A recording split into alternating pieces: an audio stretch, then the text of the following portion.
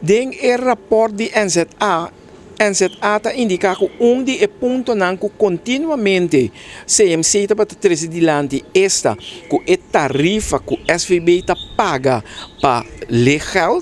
não está suficiente, não está cobertura e gasto não. NZA desse rapporto indica que a tarifa que o SVB está pagando não está jogando o rol mais primordial de gasto não de CMC. Lo qual sim não está indicado que o CMC me se vai bom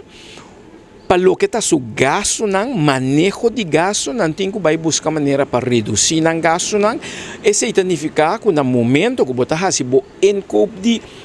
bo produto não, seja remédio, seja serviço de especialista, whatever que você faz, que você compra, o bom é o qual que você bisa está paga pe. Banda de sei, nós sabemos compreender de trabalhadores de CMC que durante junho para julho tem uma quantidade de alrededor de 60 trabalhadores que tomam retiro na CMC. Consequentemente, CMC está trabalhando com krachten que está gedetacheerd. Pero o gasto para cada personal que você tem gedetacheerd está muito mais caro que a hora que você tem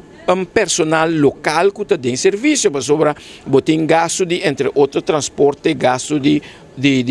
hospedagem, botem tudo gasto não que também tem parte que está bota carga que não. Que men de banda de gasto de tratamento que por exemplo personal que detacheerd, mas compreender também essa é uma investigação que uma sigue assim, tá que o CMC está concentrando hopi riba para por lograr certa certificação na ano 2023.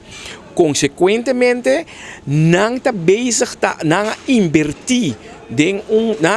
em dois sistemas, sistema Hicks com outro sistema mais, pero não está bezig a invertir em dois sistemas não